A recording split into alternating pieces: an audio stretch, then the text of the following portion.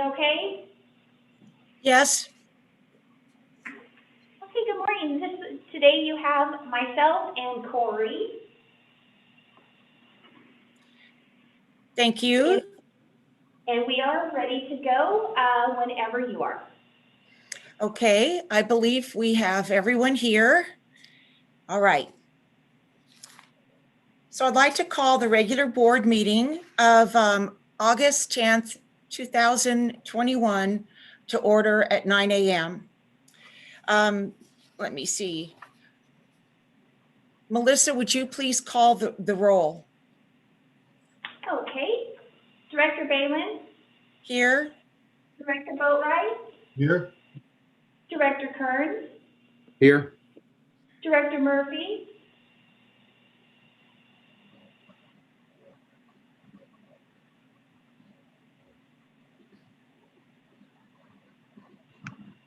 We'll come right back to her. Director Ringen? Here. Okay, Director Murphy, can you hear us?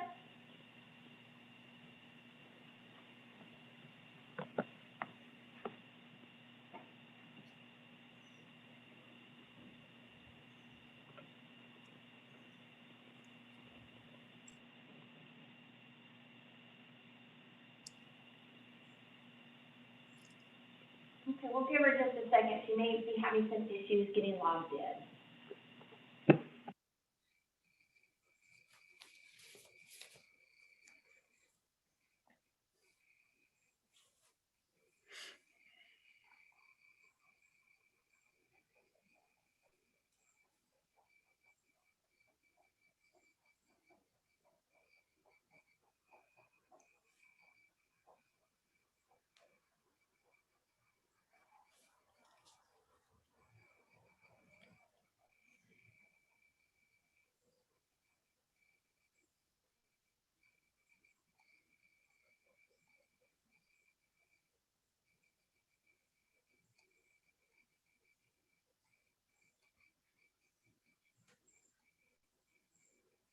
Okay. Good morning, Director Murphy. Can you hear us?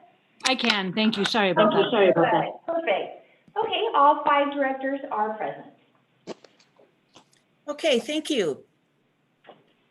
So at this time, Corey, do you have the flag? And I'll ask everyone to put themselves on mute while I recite the pledge. I pledge allegiance to the flag of the United States of America and to the republic for which it stands, one nation, under God, indivisible, with liberty and justice for all.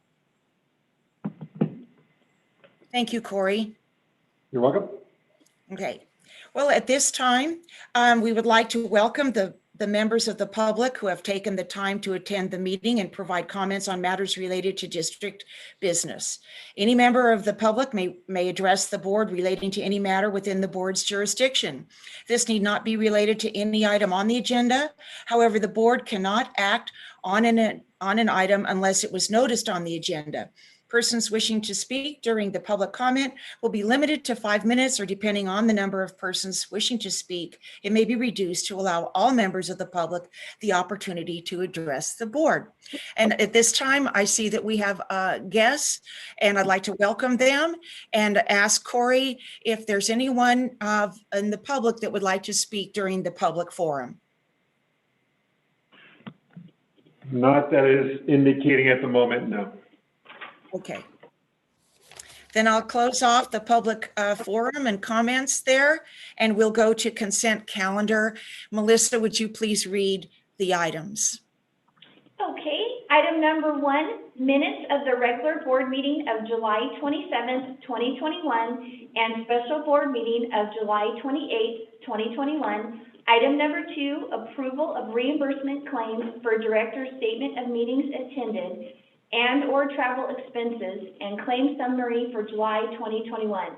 And just a note, it was brought to my attention on the July 27th minutes, under Director's Communication Reports, I had Director Balin attending the Finance Committee as an observer, and that was not correct, and I removed the word observer. Thank you. Is there any director that would like to pull either of these items? Yes, Director Ringen. I just have a quick question on the claim summary. Okay. All righty. So, well, is it enough to pull the item, or you just want to just say your question? Why don't you just do that?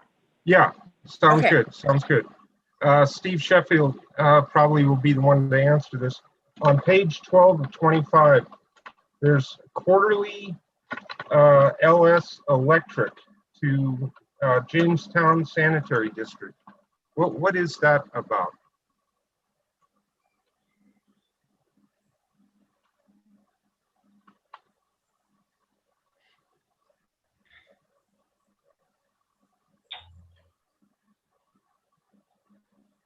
Good morning, board members. Perhaps Dawn could explain it better than I. I believe this is going to be the last one here. This is something that's been going on since time began. We actually have a lift station, I believe, on the property of Jamestown Sanitary District. And part of that lift station's operation is essentially they are paying for the bill that goes through there, and then we reimburse them our share for that lift station. Now, since they've built the new facility down there, this has been transferred to them and will be their responsibility going forward. Did I get that right, Don? Just about right. And I think Director Boatwright might be able to clear it up more if need be, but I think that's about right.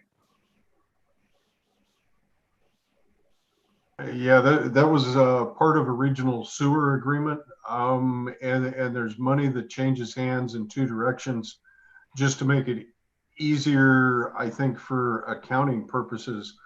Jamestown Sanitary District pays TUD for handling the reclamations of their treated effluent, and TUD reimburses Jamestown for the cost of electricity to run the pump station. And I'm not sure as far as why one can't be discounted from the other, but I think it's just clarity and accounting type information. Yeah, and it's nothing new, Director Ringen. This is something we do each quarterly and have for some time. Somehow I've always missed it in the past. We have a All right. lot of items on our claim summary. I understand. Anything else? Nope, that's it. Thank you very much. Very good. Okay, thank you, Ron. Okay, so we have the consent calendar here. Any board director care to make a motion? I'll make a motion to accept the,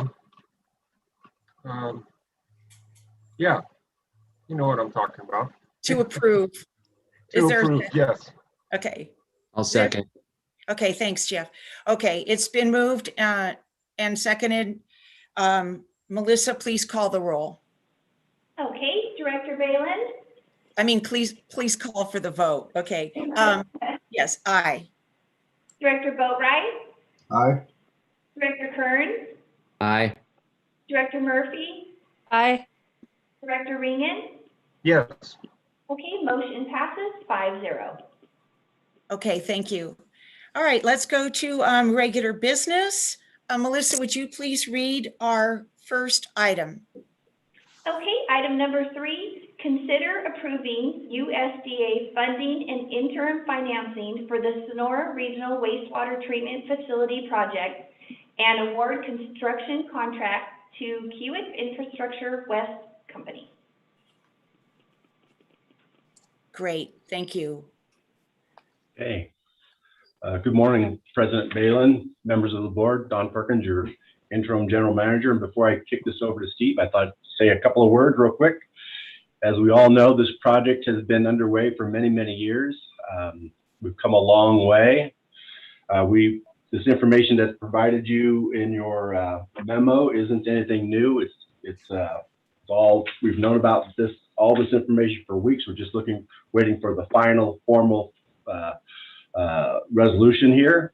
So today we're here. There are many people here attending, none of which are giving a formal presentation of any sort. They're just here to answer a number of questions you may or may not have. So with that, I'm going to give it over to Steve. He's got a couple of introductions, and then we'll hand it over to the board. Good morning, Steve Sheffield, your finance director. And you know, as Dawn mentioned, this is something we've all been working on a really long time here. I know I've been kind of nagging the board for months that these resolutions are coming. And today's the day. First of all, Eric Johnson is somewhere in the wilds of Montana with floods and all other kinds of stuff going on, but having a good time from what we hear on Sunday. In his stead, we have Jennifer Batt with us. She's going to represent the engineering in charge. We also have Michaela, who is intimately involved with the USDA applications. And the rest of the team, Andy Komar is with PACE. You've heard him before. He's with us. We also asked Chris Perlitz, who's I guess I call him our underwriter for Municipal Capital Markets Group. And then we have Scott Shaver and John Guz. And they're our bond counsel with Stradling, Yoka, Carlson, and Ralph. Again, as Don said, we really don't have any formal presentations today. This is the culmination of everything the board's been advised of. And really, it's kind of the time for any specific board questions. And ideally, we can take some action here if we can address those questions. So likewise, I don't have a formal presentation. I thought it might be helpful just to lead it off with the one table. It's on page 44, I believe, of your packet. It's table 2, titled Funding Sources and Amounts. And Eric Johnson had put this together and provided it to the board previously. But, you know, really, if I had to summarize it just in very straightforward terms, is, almost a year ago, we got the USDA letter of conditions. We got the funds obligated. But at that time, we thought the project was going to be between $20 and $22 million. And then we did the bid opening, as you're well aware, in June, and come to find out the bids are more in the neighborhood of $40 to $44 million. So the first thing that we all say is, what now? We need to do this project. It's for the good of the community. It's the right thing to do. But we can't possibly put it on the backs of ratepayers. So what can we do? Well, with all these talented individuals in this Zoom meeting and with a very active support of USDA through an administration change, through some very serious changes in responsibilities and positions and everything else, we basically worked through it in a very short period of time to come back to the board to basically USDA to give us an additional offer. And that's what you see in this table too. The first 3 columns, the first, kind of orangey, I guess, columns were the original package. Based on that, we went back to them. We knew USDA was running out of funds available, so we wanted to get as much as we could in the form of a grant, which to do that, they were going to require us to put up some additional money of our own, which we were originally anyway. And then we needed an additional loan. Now, it was very important to keep the total loan under $25 million. Otherwise, it goes to a whole different group, a whole different process. But in the final 2 columns, you can see in there, the final result was we're going to have 2 USDA loans, both 40 years, one at 1.25% interest, and the other at 1.375% interest. So it's $25 million over 40 years. TUD's contribution is going to be $8.8 million. Originally, it was $5.5 million. However, our grant amount is going to go up to $8.5 million, and it was originally $4.2 million. So that's where the total project cost is funding, with a total annual loan payment of $789,000. Now, when the board approved the original funding package, again, we have reserves, we have restricted funds in place in the sewer fund. That's where that contribution is coming from. The original loan payment was included in the budget that the board adopted. So really what we're looking at is this additional $294,000. And how do we do that? And basically working through the budget, working through the interim financing, the construction financing, everything else, we're recommending, and we feel comfortable that the $294,000 initially can come out of the capital improvement projects budget for sewer. So that's really where that's coming from. And then once we get through the initial construction period and we start operating the plant, we'll really be able to hone in on the O&M cost and what that's going to entail. But at this time, it's a way to fund the project without any rate increases and still get the project done. We're still confident in the project. We think we have an outstanding contractor and we have an outstanding team here as well. But the result of that, USDA requires quite a bit of information. And so that's why you see before you, there's approximately 7 or 8 different documents that are either signed by the board president with the board approval or by Don as general manager with the board approval and just some of these other ones. So that's my summary. It's really now time for the board. And again, anyone here that you'd like to ask or specific questions, we're here to assist in any form we can. Thank you.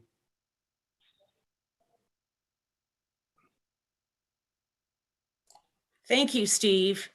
That was a great overview, and I really appreciate the due diligence you guys have done to look at the CIP sewer funds and figure out where that extra money's coming from. So I'd like to turn it over to my fellow directors, if there's any comments or questions. We do have Director Murphy with a comment. Go ahead, please. Hi.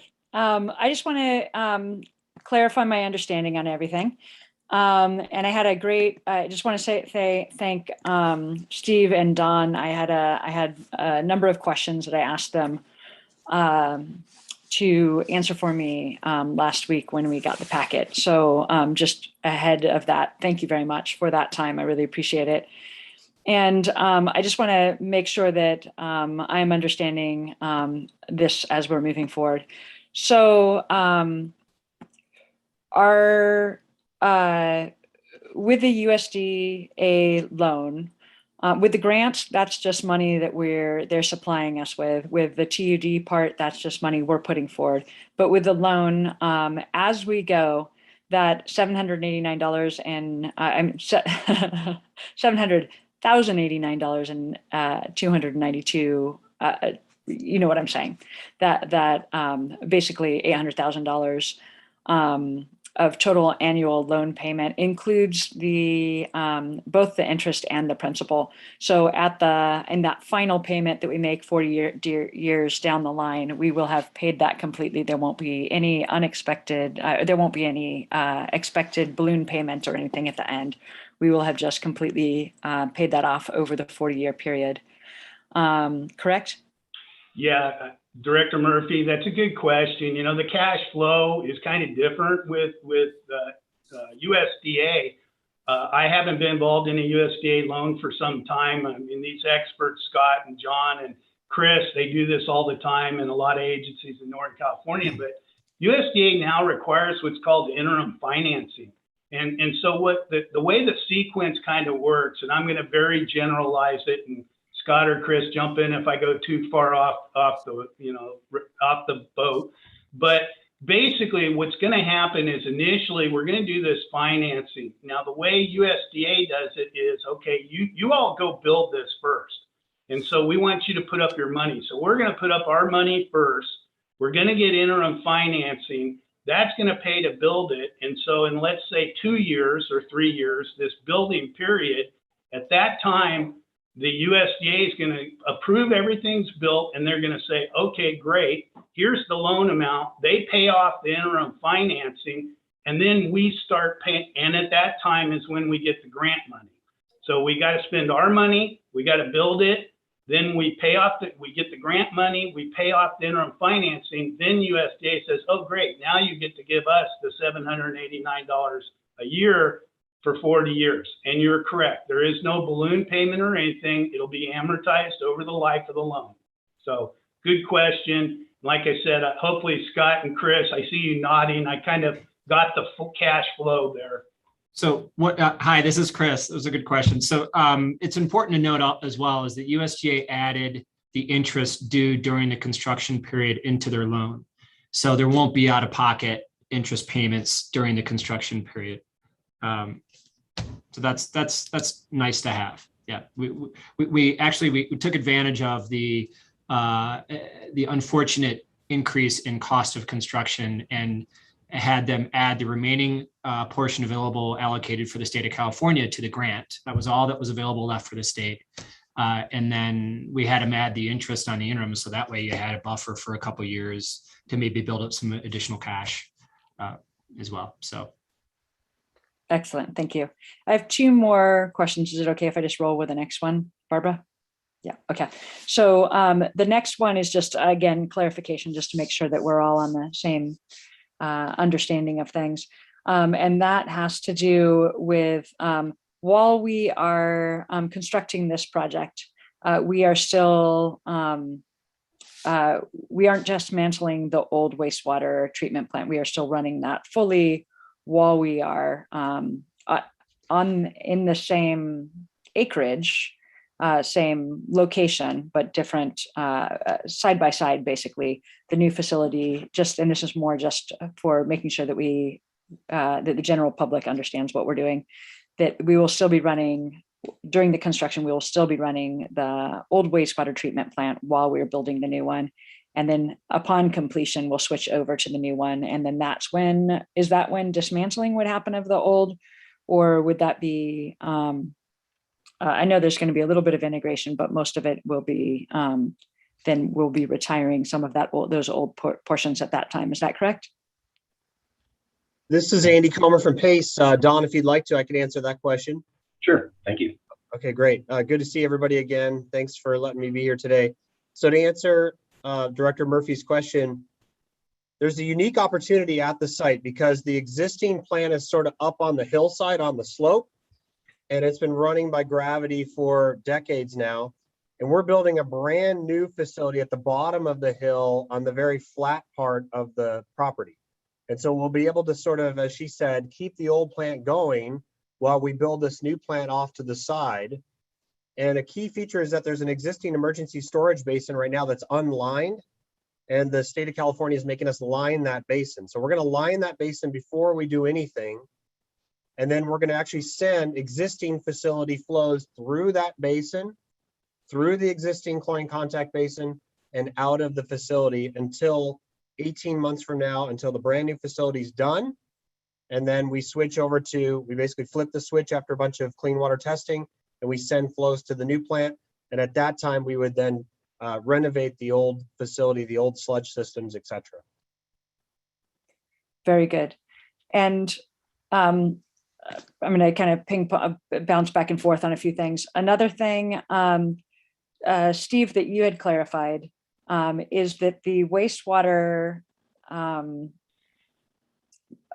financial setup is separate from the freshwater financial setup. So the money coming into wastewater gets used in the wastewater. All of that is compartmentalized within wastewater, that the fees that come into the wastewater side of the house stay in that house. So this would not, just again, for a clarification for the public, if they're listening to this, that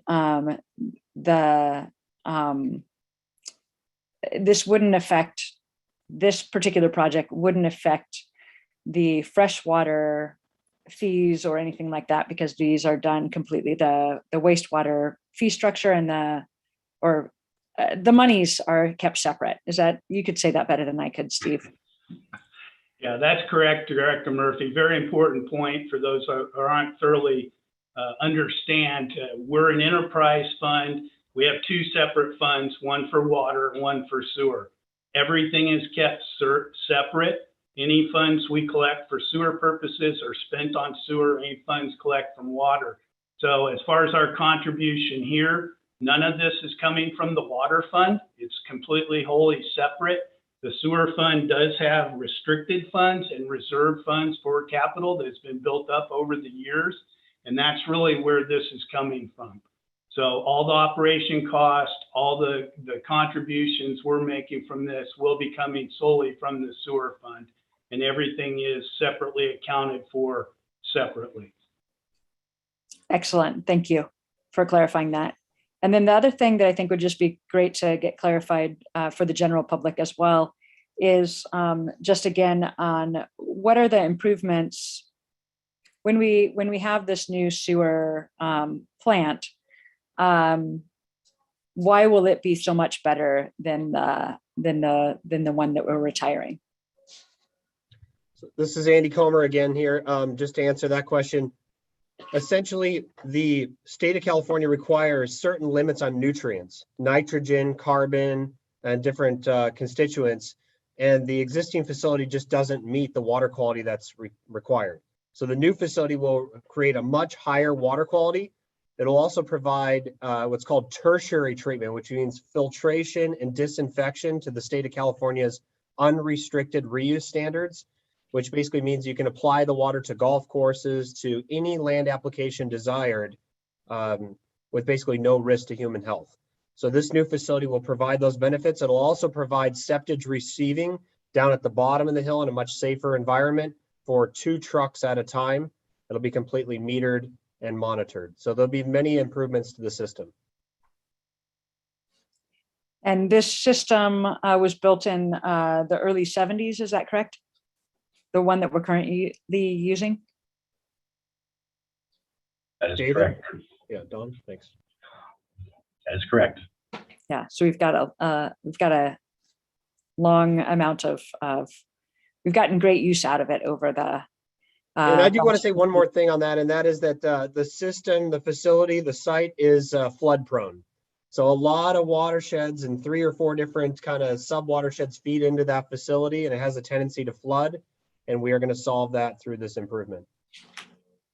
Fantastic.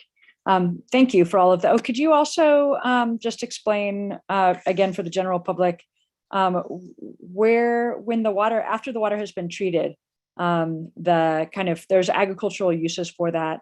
Also, in the event of flooding, it does affect the river corridors and other environmental areas as well. Would you mind just kind of hitting the benefit of or what makes this system that you guys are doing helpful for those? Sure, absolutely. So yeah, every drop of water that's going to leave the Sonora, we're going to call it a water reclamation facility because we're actually creating a valuable water resource here. It's going to comply with the state of California's Title 22 standards. And if it doesn't, we have an out of compliance valve and an emergency storage basin to hold on to it until it does. So every drop of water leaving is going to meet this standard. It's going to basically enter the TUD distribution system, which has dozens of land application irrigation demand sites all throughout the county, essentially. And in wet weather conditions, when nobody wants the water or wants to use the water, it'll be stored in Quartz Reservoir as it is today. But the quality of Quartz Reservoir will also improve. And there'll be a new recycled water user, we understand, which is the golf course on the east side of the territory. Thank you. All right, we have Director Boatwright and then Director Kearns.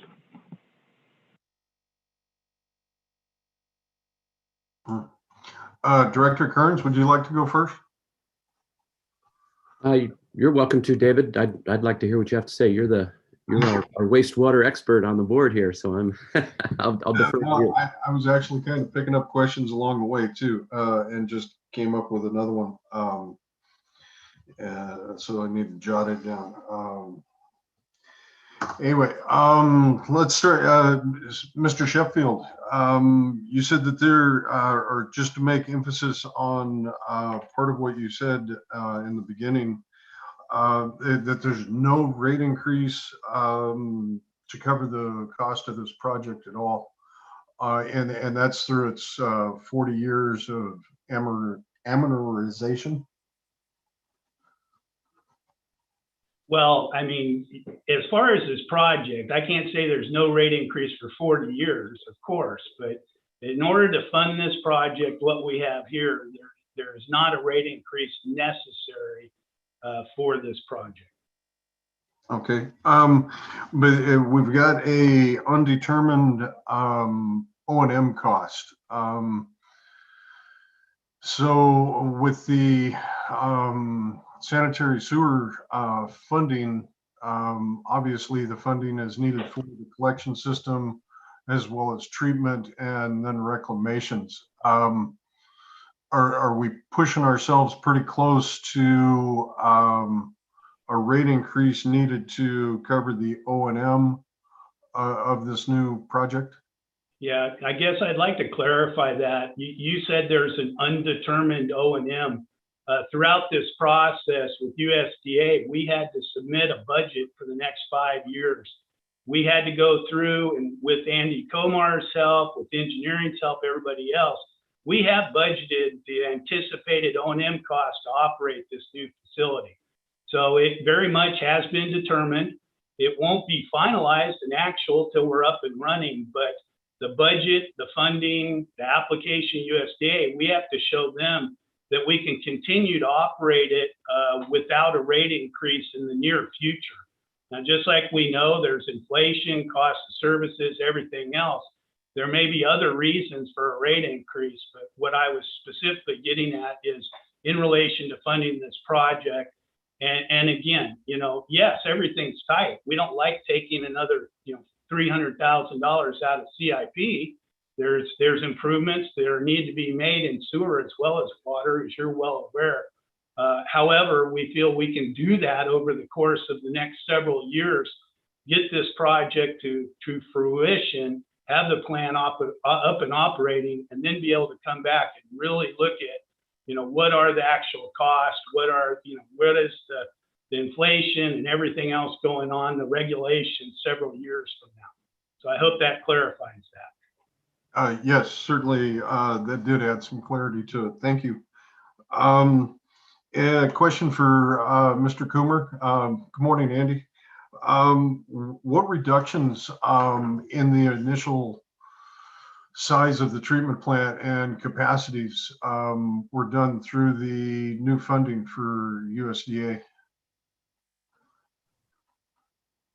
I'm sorry, I don't understand your question. What size reductions in the flow capacity, you mean? The new project. During our last meeting, we touched briefly on some size and capacity reductions of our plans for the new Sonora Regional. I was just wondering if you could go into maybe a short list of what corners we've had to trim to.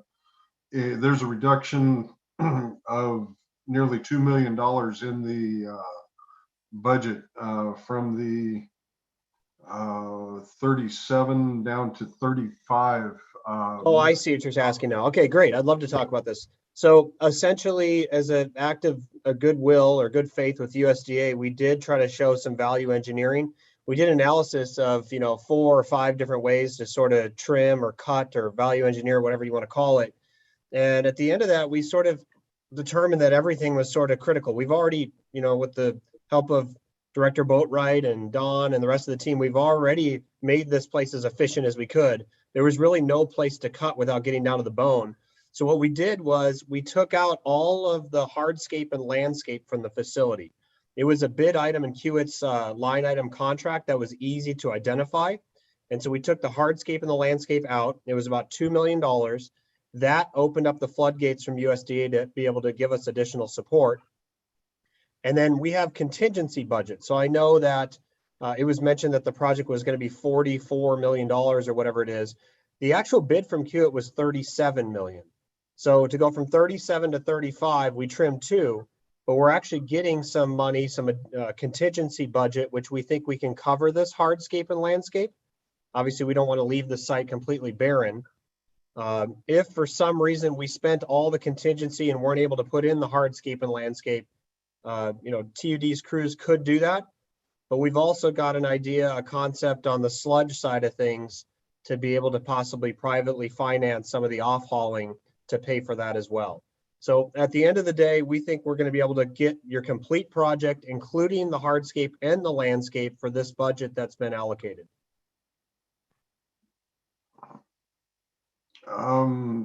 Is there information available about the solids handling that you can go into? Yeah, absolutely. So it's I don't want to bore everybody with the details here, but essentially it's a Class A lime system. I know we talked about it before, Director Boatwright, 2 years ago. This system could be privately funded and financed if we wanted to, which would reduce the O&M cost. And then there would be additional savings from Kiewit, the contractor, to about $2 million, which could pay for the hardscape and landscape. I find this to be option C. Option A would be we just use the contingency to build the hardscape and landscape. Option B is, TUD's crews could build it. They do this sort of thing often. Or option C is this upgrade to the biosolids. But at the end of the day, we don't want to leave the site without hardscape and landscape. Okay. Question for Mr. Perkins. With the current situation as far as the amount of flow, reductions in potable water use causing reductions in flows to the wastewater treatment plant, how are we going to cover our current reclamations users as well as future? We've talked about the golf course for a long period of time, but everybody that's trying to run a business or recreational facility, obviously the main goal is a stable or reliable source of water. Is there anything to cover that? Great question. I thought, and it's good timing because, I do want to mention and recognize that the reclamation users have a long history with this district, older than the treatment plant. So we value all of them, the ag community and our reclamation system. We depend on them in times of need to dispose of that water. So how we're going to cover the shortfalls, with the limited use of water and the tightening of the system, we'll have to be creative. We'll have to just, one of the things we were working on before you retired, David, was reconciling all the reclamation users and seeing what contracts have expired and how we want to renew those contracts. That's something that I'd like to work with you and the wastewater committee to figure that all out. We're pretty bright around here. I know we can figure this out. Okay. All right. Thank you. I may have more questions as we go on through this, but thank you all.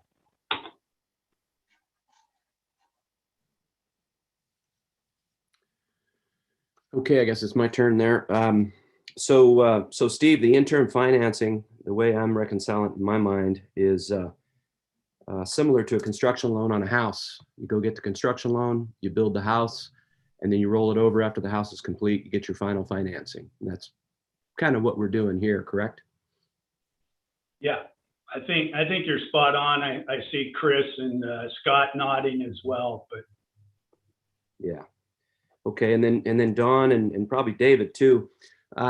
Just as a little background, maybe for the general public, unless I'm mistaken, our current wastewater treatment plant is not failing as to what it was designed to do. It's just, for lack of better terms, been regulated out of business, correct? Well, David is definitely more educated to answer that question in totality, but sort of both, right? So it does struggle intermittently, seasonally, to meet the current regulations, which were from 1994. So yeah, we struggle during the summertime basically to meet those effluent conditions today.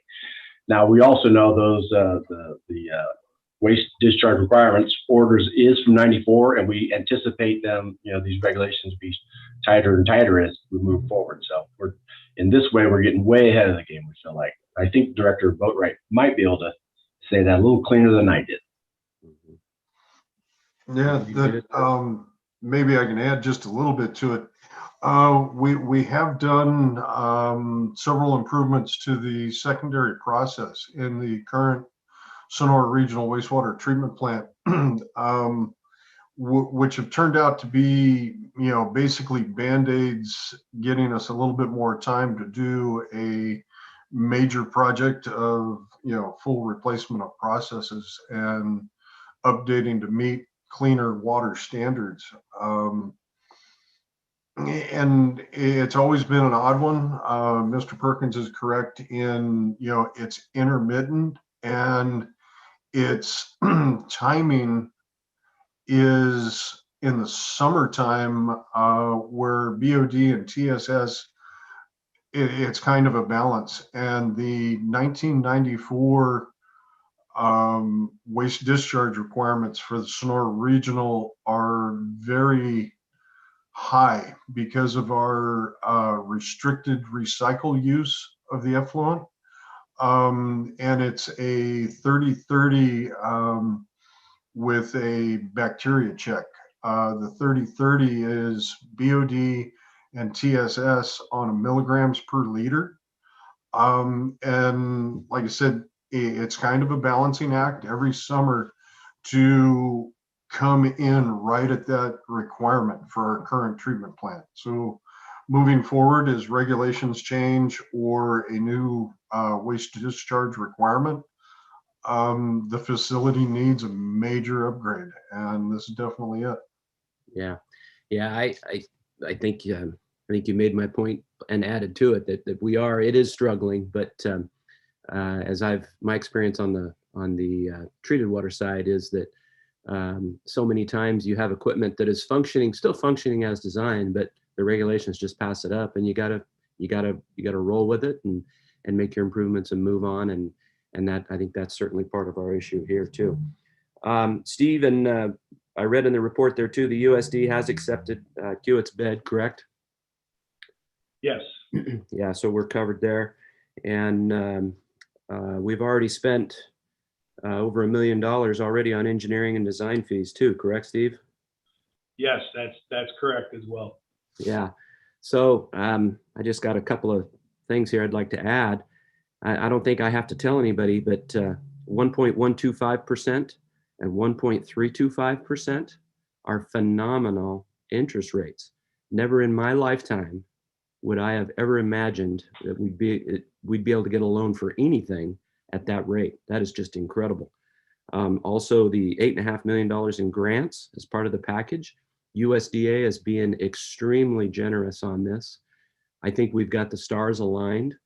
We've got a need. We've got the stars aligned for the financing, and then without a rate increase. I mean, that's I think staff has done a phenomenal job here. Staff and the team that has been put together here to get this done to where we can take this on, and our customers and ratepayers can take this on with the least amount of pain as possible. And I just want to give you all a hats off to you. You've done an excellent job. Thank you. Thank you, Jeff. I'll just tag on for everybody's information too. It's been my experience, a lot of the funding we've done in the past 20 years has been through the state, and almost always the state will only go up to a 20-year loan. And so the 40 years is very specific to USDA, which helps us spread it out over time. So I think Jeff's right on that. We've got a lot invested in this project, but it's still a decision for the board and for us to make. But with that said, through this process, we've really developed an excellent relationship with USDA. Even though some of the head people have changed, the people who got us to this point, even if something were to come up different, I think the next step is down the road. Who knows? Are we going to look at a Sonora treatment plant? Are we going to look at Sierra Pines or whatever else? And we don't know what funding's coming down the pike, but USDA is very impressed with the team we put together, with the work we did. And I think this has been very good from that perspective as well. So thank you. Yeah, good job. That's all I have. Thank you, Barbara. We have Director Murphy with a comment. Hello. So two things, and I'm just going to put them both out and then answer them in whatever makes the most sense.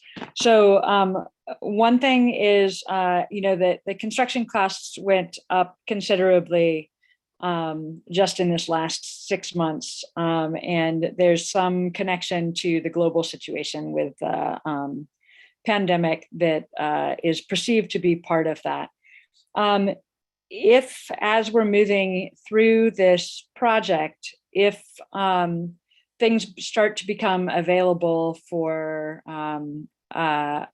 if kind of things settle down a little bit and construction costs were to come in lower, with the bid process and the approving of this bid, are we locking ourselves into a price point that would be of benefit if the prices continue to rise, but would be basically, does the contract lock us into this particular rate structure and amount for the project, or does it go up or down depending on if things get more expensive or less expensive? That's one question.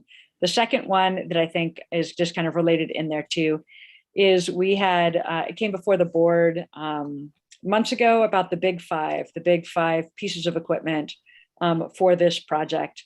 And that we were separately, TUD was separately contract negotiating prices and doing contracts for each of those big five things. Is that, are the prices of those, I believe that the contractor, the person that we are contracting with, then within that bid price would be purchasing those equipment at the agreed upon contracts that we set up separately. Is that, I said that very messily, but you guys can get the idea of that and clean that up if you don't mind. Dr. Murphy, I could answer that for us if that works. And that is that, number one, Kiewit's taking Kiewit, the winning contractor, who we happen to be working with on the city of Santa Monica. They're a phenomenal contractor, probably the best in the country. You guys were fortunate with that. They take all the risk on that price. And so you could sort of argue, I'm remodeling my house right now. I could argue that, it's going to go down next year. I look at Mountain House, who they're building that plant right now down the hill about an hour and a half away. And, they thought that prices might come down, but they ended up pulling the trigger. Well, thank God they did, because prices went way up. So I guess you just never know, but Kiewit is taking that risk. So if it comes down, we don't get anything back, unfortunately. But if it goes up, we don't have to pay them anything more.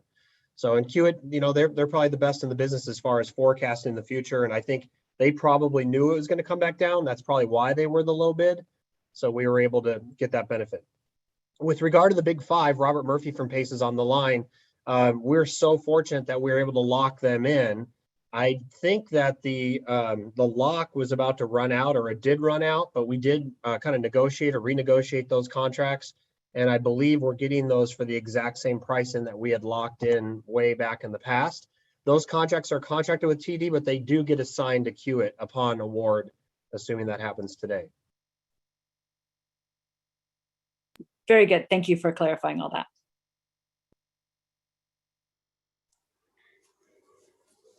Good questions. Thank you, everyone. And thank you, David, for your background expertise on the system as well. Are there any further comments from the directors before I open it up to the public? Okay, y'all look okay.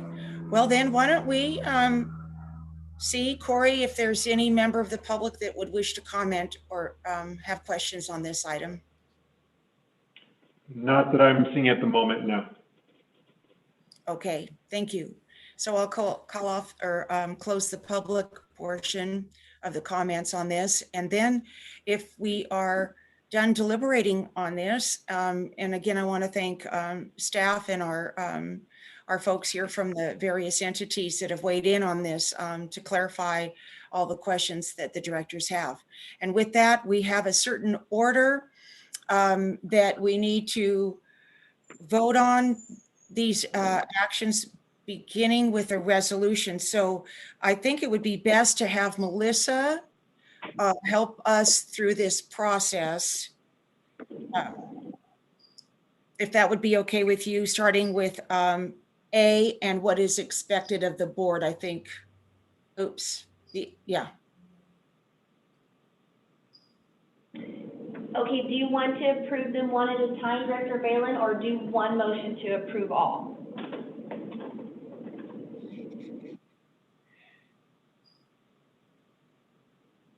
I think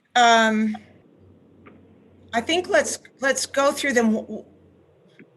you know, I just want to make sure that we're being as public and transparent as possible. So I think we should go through them one at a time. So let's start with the resolution 1521.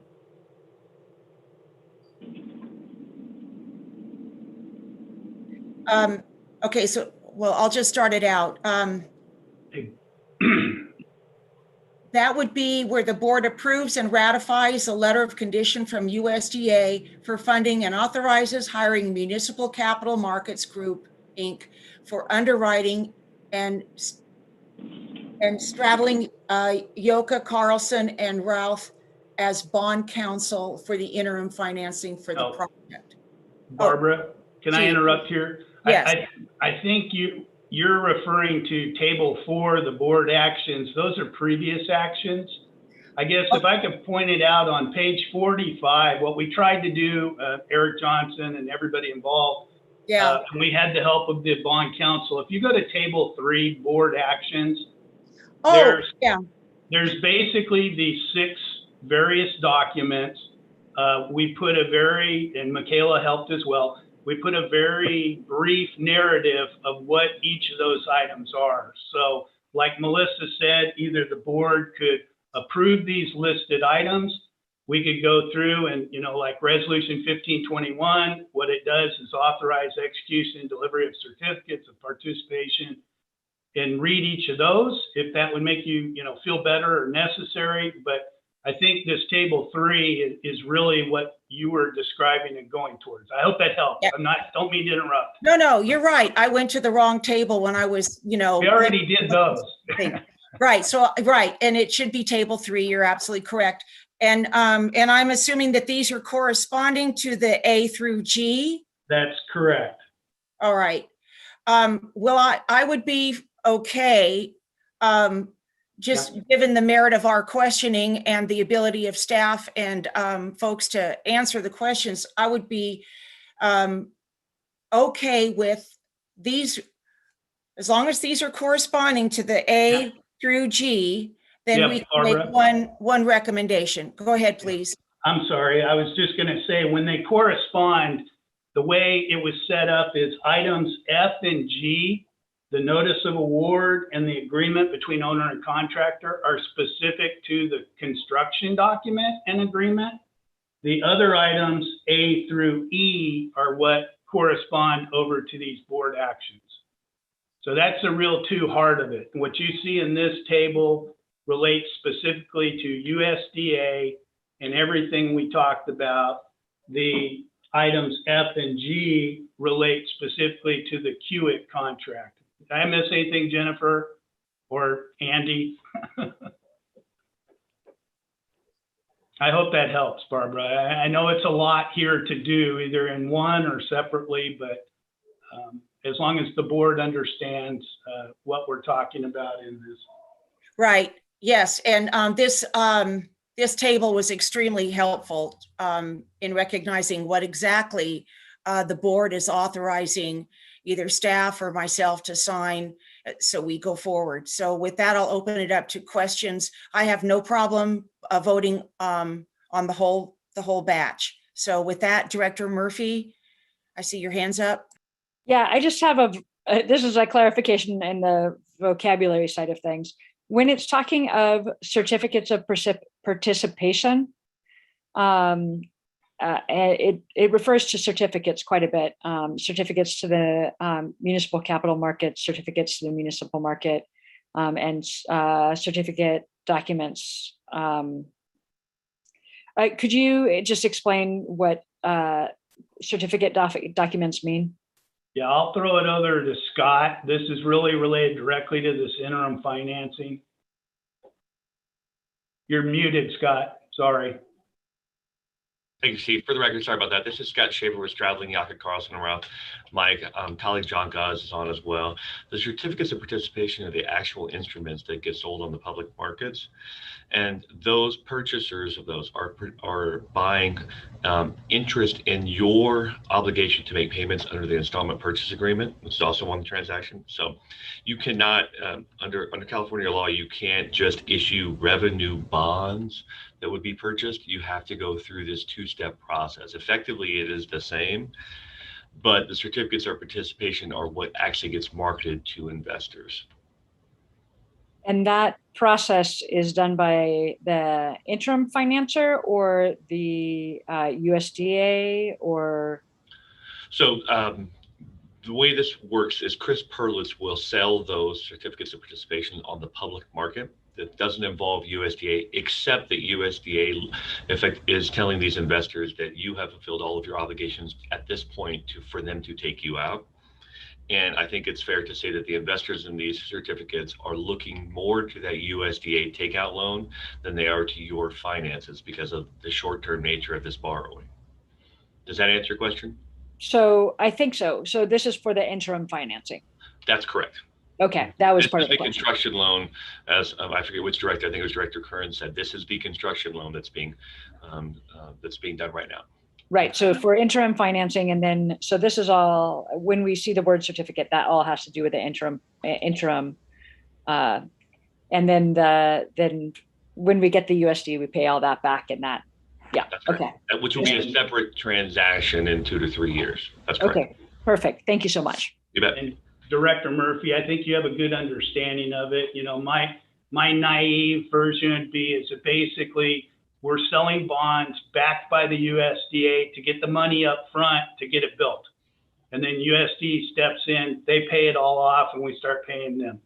And it's certificates of participation or the fancy attorney terms we have to use. So, You know, Steve, I think that's a fair way to put it. Fancy attorney terms. That's fair. And it's also helpful to note that because the USDA is taking out the notes, we're going to have the highest rating available. The district will have a stamp as the highest rating available, AAA rated available for the short-term notes. So not that it matters in the future, but you will always have a MIG-1, which is a AAA rating attached to your district moving forward, you know.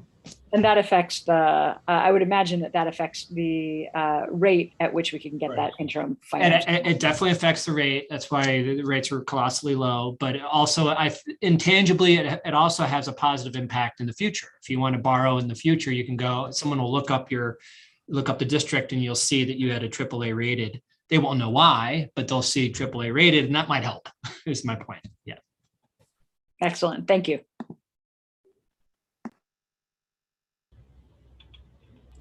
Any further discussion from directors?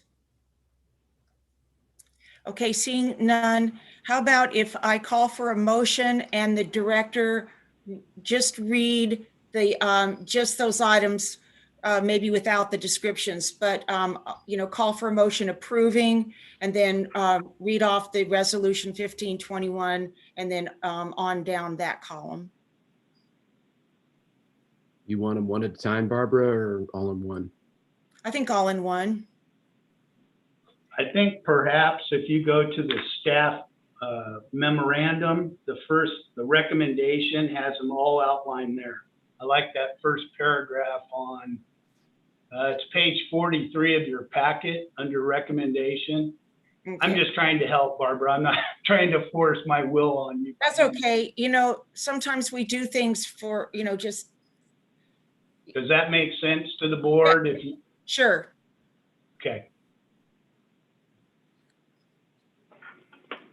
All right, well. I'm calling for a motion. I'll be happy to jump in then and make the motion to adopt resolution 1521 to authorize the board president or interim general manager as appropriate to execute the installment purchase agreement, trust agreement, certificate purchase agreement, offering memorandum, continuing disclosure certificate, notice of award, agreement between owner and contractor, and award construction contract to Kiewit Infrastructure West Company in the amount of $35,025,010. Authorize the district engineer to approve change orders up to, but not to exceed 10% of the construction contract, or $3,502,501, and authorize execution of the construction agreement. I'll second that motion. Thank you, Ron. Any further discussion from the board? Okay, seeing none. Any discussion from the public? Corey?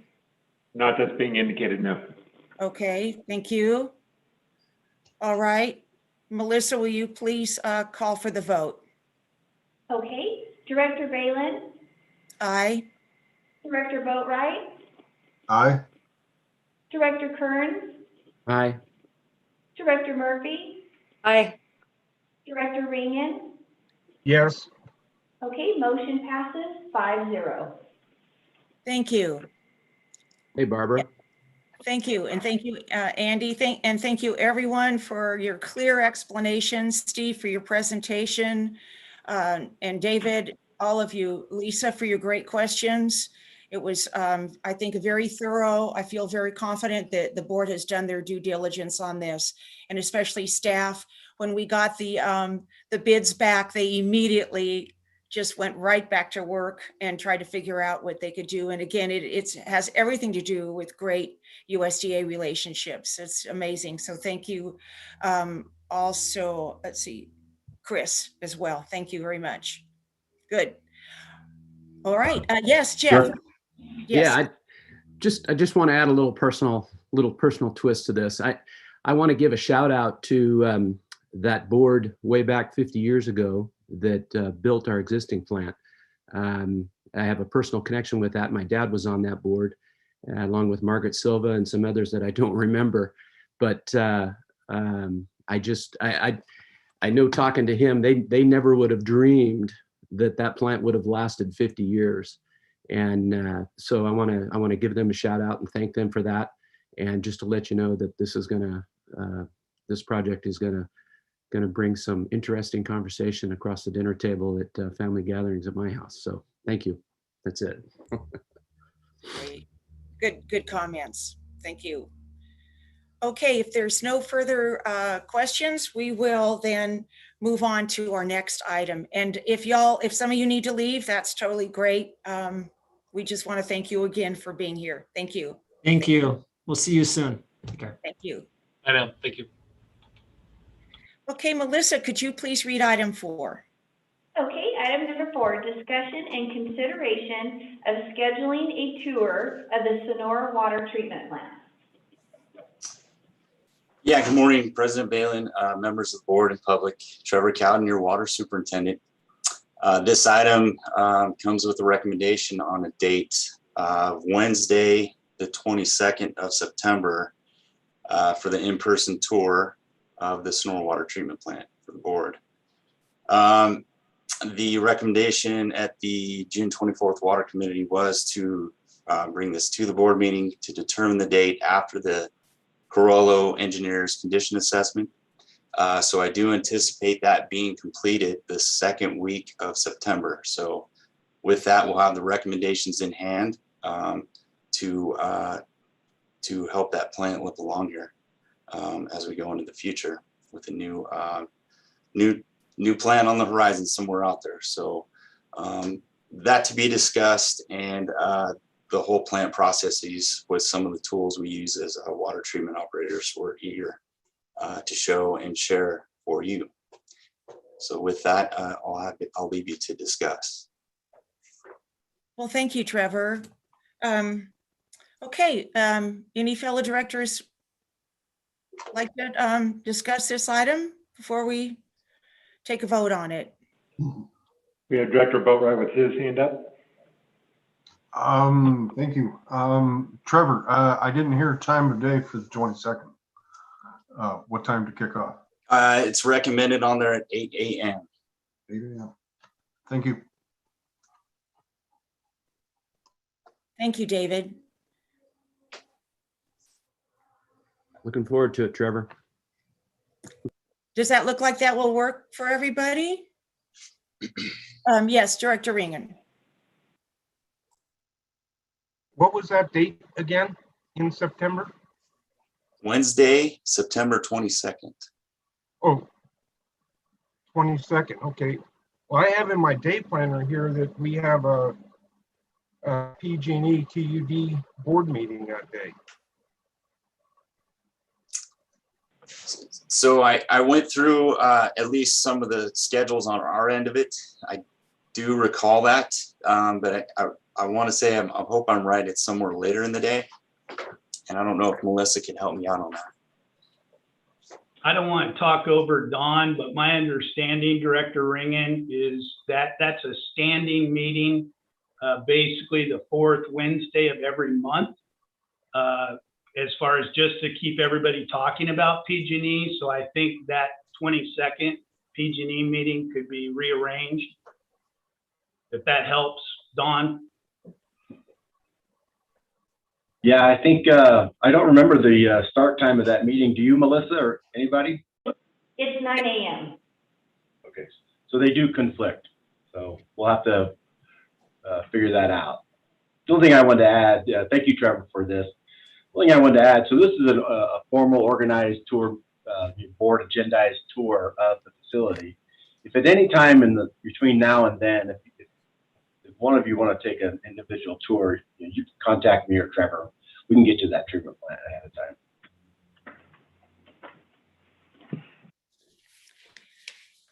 I think we can move our standing meeting, work that out with Jesse.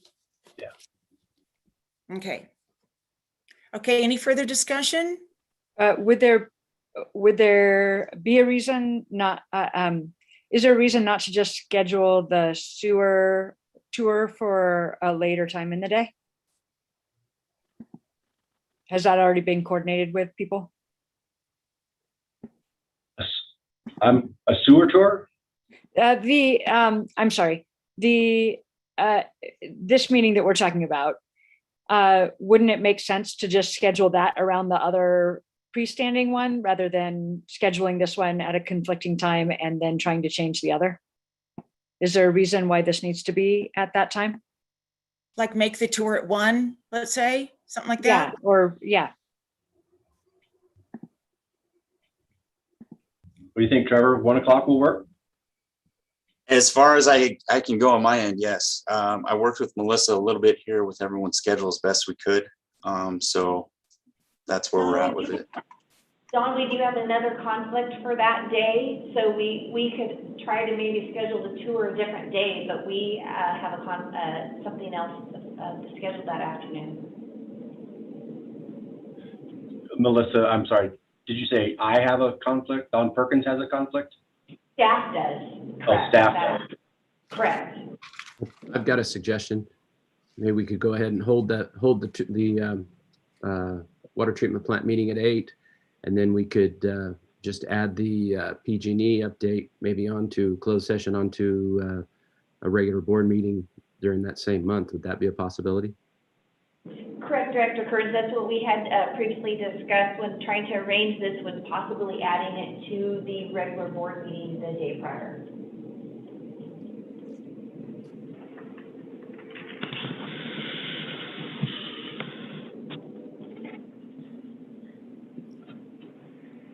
So I know 8 o'clock's always best for me. Earlier the better, but I don't know how the rest of you feel.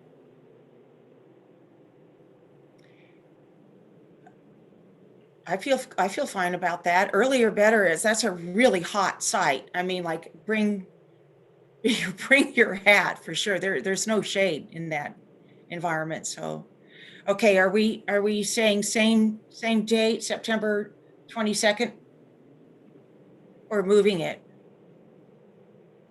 I think we're trying to approve it as is, and that the clarification to me was that the PG&E discussion will be added on as a special meeting to the board meeting on the, what is that, the 21st? That's correct. We can add it on to the regular board meeting agenda, similar to today's. It would just be at the end. You guys would have a closed session at the end of the regular board meeting. Oh, And, but that's on yeah. the 14th, correct? No, that would be on Tuesday. So the tour would be scheduled for the Wednesday, September 22nd. Okay, the second Tuesday in September is the 14th. So we would normally have a board meeting on the 14th and the 28th, correct? That's correct. Okay, so it would be, so the discussion would be a special, not the wastewater, but the PG&E discussion would be added to the 14th. give me 1 second. I want to pull up my calendar. So that's the meeting that Jesse wouldn't be at. He'd be at the 28th. Just to sort it all out as we're talking about it. Okay, so if we're going to keep the normal schedule we've been doing, the regular board meeting would be September 28th, and then the special board meeting would, on that Wednesday following has been our schedule, then that would mean that the special board meeting would be September 29th. Unless we're going to stick to the fourth Wednesday of every month, if that makes sense. Normally, we've been doing the regular board meeting and then the very next day, the special board meeting, which would make it September 28th, or correct. 28th and 29th. It may be that we don't have information to even have this special closed session. It's just that this date's just been set aside in case there's an opportunity to update the board. And the thing that gets weird about September is that the fourth Tuesday and the fourth Wednesday are a week apart. You are absolutely correct.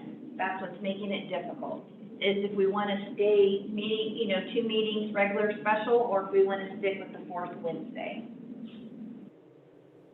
And just FYI, my schedule, I'm teaching at, I sent it ahead of time. I sent it a week or so ago. And when those Wednesdays shift, that was one factor we weren't able to take into account for creating my college schedule around this.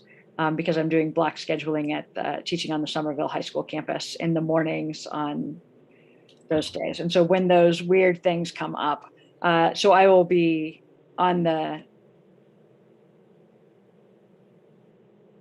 29th, which would be that special board meeting. I will be teaching until 9:30, and it's so things get a little screwy with the additional adding of these meetings, especially when months do things like they're doing on this particular one. So it's a factor we can figure out later. Yeah, I think it would be safe to go ahead and schedule this meeting that Trevor's talking about for 8 a.m. on the 22nd, and then have Melissa work with Jesse and the rest of us on finding a date that we may have a meeting on for PG&E. That sounds fine. Yep. Great. Thank you. All right. Any further discussion on that? Corey, is there any public comment on this item? Not that I'm seeing, no. Okay. So I'll call for a motion.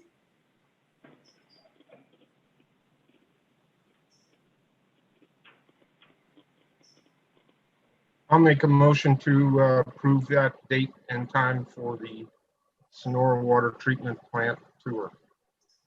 I'm happy to second it. Thank you. Any further discussion?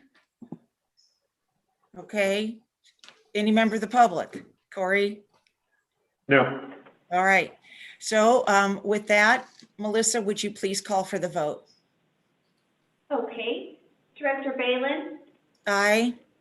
Director Boatright? Aye. Director Kurd? Aye. Director Murphy? Aye. Director Regan? Yes. Okay, motion passes 5-0. Thank you. All right, we've concluded item 4. And at this time, before we move to recess the open session portion of our meeting, Melissa, would you please read the item for the closed session? Okay, item A, public employee performance evaluation, title interim general manager. Thank you. Corey, is there any member of the public that would like to comment on this? Not at this time, no. Okay, thank you. Then I'll close that off, and then we will recess and go into closed session, all of us. Okay, I'll be removing the board along with Dawn Perkins into the closed room. Thank you, Corey.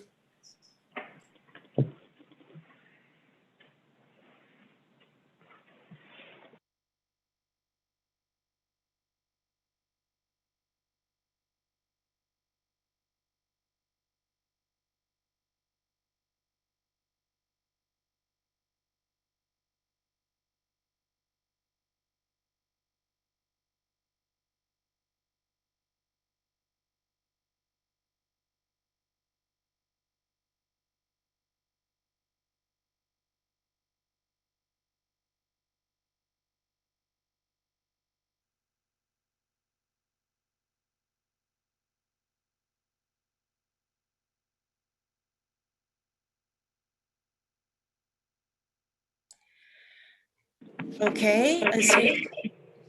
Whoa, there's a big echo on my part. I don't think it's coming from me. I think it went away. Okay, great. All right, so I'd like to reconvene the board back into open session with no reportable action. And now we will move on to item 6, which is staff reports. See if we have any staff.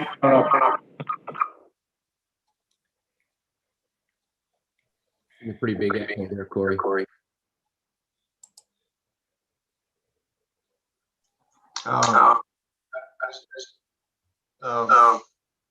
Do we not?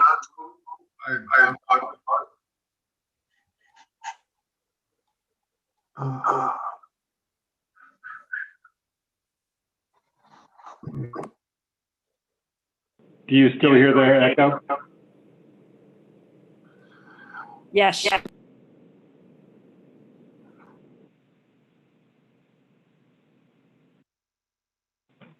How about now? Better. Sounds like you're good now. All right, I think it was coming from somebody else. I don't know if it was coming from our end. We'll have to wait just one moment. Let me go ahead and get Melissa. She stepped out of the room. Just give me one quick second. Thank you.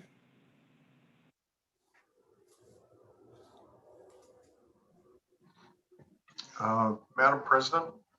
Yes. Point of order. Do we not normally do staff reports and board reports before closed session?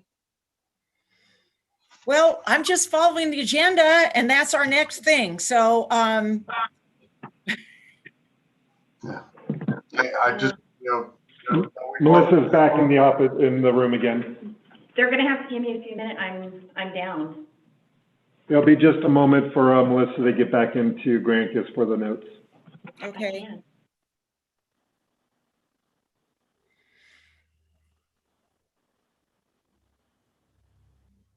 YouTube's up. I got it on my other computer over here.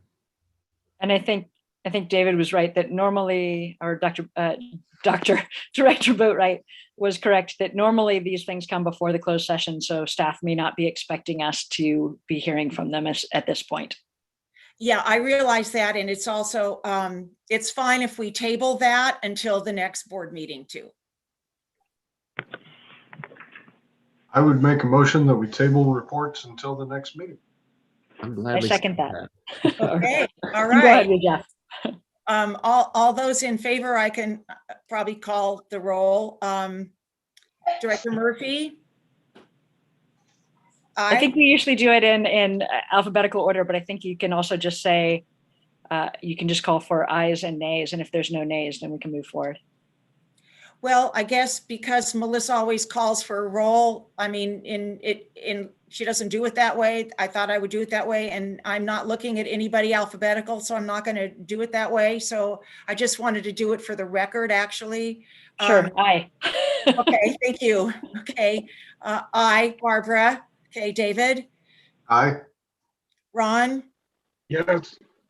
And Jeff? Aye. Okay, so we're recording, so I think we're okay to actually adjourn the meeting with those reports tabled until next time. So I will adjourn the meeting at 12:43. Sounds great. Thank you. See you Thank all you later. very Good much. meeting. Thank you. Thank you, everyone. Very Have a good. good afternoon. Thank All right, you. very You good. Thank Bye. you.